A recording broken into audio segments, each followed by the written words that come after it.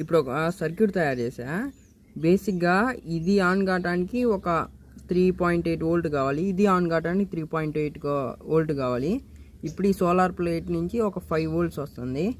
ఈ motor minimum speed run కావడానికి ఒక 2.8 కాడి నుంచి కొంచెం వోల్టేజ్ వస్తే చాలు.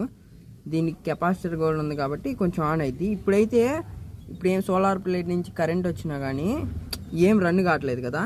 ఇప్పుడు చూడండి, ఇది తిప్పితే ఇవన్నీ రన్ అవుతాయి చిన్నగా. ఇదిగో ఇప్పుడు ఆన్ అయినాయి. వోల్టేజ్ వచ్చేసరికి 4.1 వస్తుంది. ఇక్కడ కూడా 4.1 ఈ స్క్రీన్లో కూడా. అంటే నాకు అర్థం కాల, మళ్ళీ ఇది ఆపేస్తే ఈ రెండు ఆగిపోతున్నాయి. ఇలా ఎందుకు ఆగిపోతున్నాయో నాకు అర్థం కావట్లా. ఇదిగోండి ఇప్పుడు రెండు ఆగిపోయినాయి. మళ్ళీ కొంచెం ఇట్లా స్టార్ట్ చేస్తే మళ్ళీ ఆన్ అవుతాయి. స్పీడ్ అందుకున్న తర్వాత ఈ మోటార్ బాగా స్పీడ్ అందుకున్న తర్వాత ఈ రెండు ఆన్ అవుతున్నాయి. ఎందుకు ఆన్ అవుతున్నాయి అర్థం కావట్లా. ఈ వోల్ట్ మీటర్లు యాంప్ మీటర్లు రెండు కలిసి ఉంటాయి దీంట్లో. ఇదేమో సోలార్ ప్లేటు.